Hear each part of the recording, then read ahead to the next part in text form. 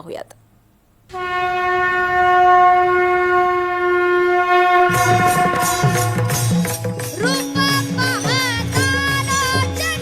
निघाला वैष्णवांचा मेळा, टाळ मृदुंग तुळशी माळा गळा, त्या विठुरायाचा लागला लळा, असा हा अनुपम्य रम्य सोहळा। बोलावा विठ्ठल, पहावा विठ्ठल।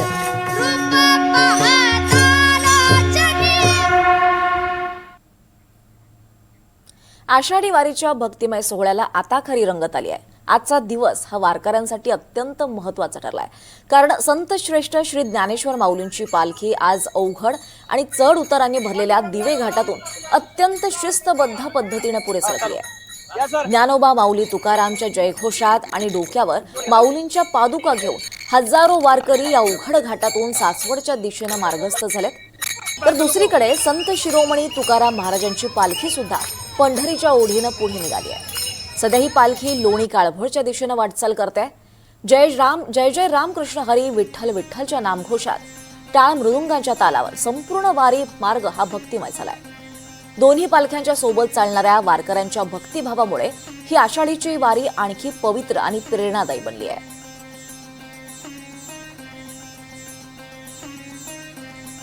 तर या संदर्भात अधिक माहिती आढावा घेणार आहोत। आपल्यासोबत आपले प्रतिनिधी सासवडमधून यशपाल सोनकांबळे आहेत। यशपाल, आपण पाहतोय वारी हळूहळू मार्गस्थ होत आहे, काय सध्याचं तिथलं वातावरण आपल्याला पाहायला मिळत आहे?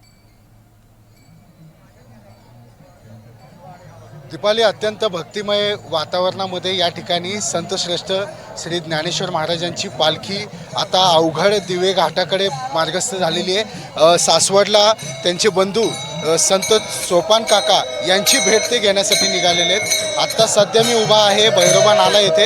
या ठिकाणी संत श्रेष्ठ श्री ज्ञानदेव महाराजांच्या पालखी तसेच संत शिरोमणी श्री संत तुकाराम महाराजांची पालखी यांचा संगम होऊन हे आता पुढे मार्गस्थ झालेले आहेत। तुकाराम महाराजांची जी पालखी आहे ती लोणी काळभोरकडे मार्गस्थ होईल, तर संत ज्ञानेश्वरांची जी पालखी आहे ती अवघड दिवे घाटाची चढत पुढे दिवे सासवड आणि पुढे जेजुरीला जाणार आहे। सासवडमध्ये 2 दिवस मुक्काम असणार आहे। त्या ठिकाणी संत सोपान काकाची पालखी देखील आहे। 2 भावांची भेट होणार आहे, करा नदीमध्ये स्नान होणार आहे पादुकांचं, आणि एकूणच आता आपण पाहू शकतो की लाखोंच्या संख्येने या ठिकाणी वारकरी या ठिकाणी आलेले आहेत। एक मानाचा अश्व देखील ज्ञानेश्वर महाराजांच्या पालखीचं आता आपण पाहू शकतो की ज्याचंही दर्शन घ्यायला एकच झुंबड उडालेली आहे। मानाचा जो नगारखाना आहे तो आता पुढे गेलेला आहे आणि पालखी जवळपास 25 दिंड्यांच्या मागे मुख्य पालखी त्या ठिकाणी येत आहेत। मानाचा जो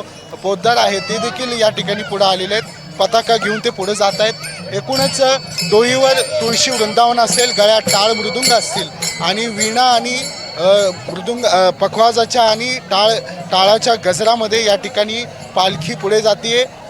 झरझर पावलं पुढे पडतायत आणि पंढरीची ओढ लागलेली आहे सगळ्यांना, आणि एकूणच लाखो वारकरी पुण्यामध्ये जवळपास 10 लाखाहून जास्त वारकरी आणि भाविक पुण्यामध्ये या ठिकाणी आले होते आणि ते पुढे मार्गस्थ होत आहेत। सासवडला त्यांचा 2 दिवस मुक्काम असणार आहे, तर लोणी काळभोरमध्ये देखील 2 दिवस मुक्काम असणार आहे। एकूणच भक्तिमय वातावरणामध्ये आहेत, कुठलाही त्राण त्यांच्या तोंडावर नाही आहे, की कुठलाही त्रास नाही आहे, अतिशय आनंदी समाधानी आणि अत्यंत भक्तिमय वातावरणात ते आता पंढरीकडे वाटचाल करतायत। दिवे घाटाची अवघड जी वाट आहे ती पुढच्या काही तासांमध्येच त्या ठिकाणी ज्ञानेश्वर माऊलींची पालखी पुढे जाईल आणि लोणी काळभोरला संत तुकाराम महाराजांची पालखी त्या ठिकाणी मार्गस्थ होईल। आता आपण पाहू शकता की लाखोंचा जो मेळा आहे, वैष्णवांचा मेळा असेल, भगवी पताका घेऊन निघालेले वारकरी असतील, आबाल वृद्ध या ठिकाणी वारीमध्ये सहभागी झालेत आणि दोन्ही पालख्यांचं पुन्हा एकदा दर्शन हे संगम भैरोबा नाला हडपसर येथे होते। आणि आपण पाहतोय की अत्यंत भक्तिमय वातावरणामध्ये या वारीचं मार्गस्थ झालेले आहेत, मार्गक्रमण झालेले।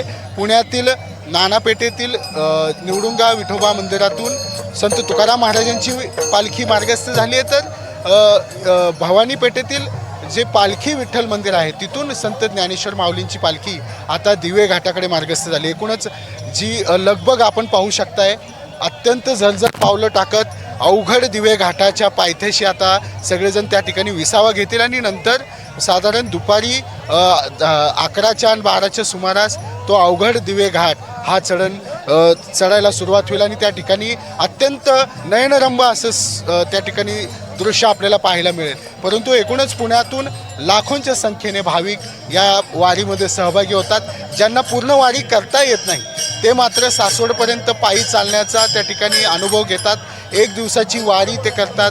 अत्यंत भक्तिमय वातावरणामध्ये या ठिकाणी वारीला सुरुवात झालेली आहे. अनेक स्वयंसेवी संस्था असतील, मंदिर प्रतिष्ठान असेल, संस्थान असेल, स्वयंसेवी ज्या संस्था आहेत किंवा व्यक्ती आहेत, दानशूर व्यक्ती यांच्याकडून इथं भाविकांना पाण्याची सोय असेल, नाश्त्याची सोय असेल, प्रत्येक आरोग्य केंद्र देखील या ठिकाणी पुणे महानगरपालिकेच्या वतीने उभारण्यात आलेले, जेणेकरून या वारकऱ्यांना कुठल्याही प्रकारचा त्रास होता कामा नये. दीपाली, नक्कीच यशपाल, आपण पाहतोय विठ्ठल नामाचा गजर ऐकायला मिळतोय. टाळ मृदुंगाच्या गजरात ही वारी मार्गस्थ होते.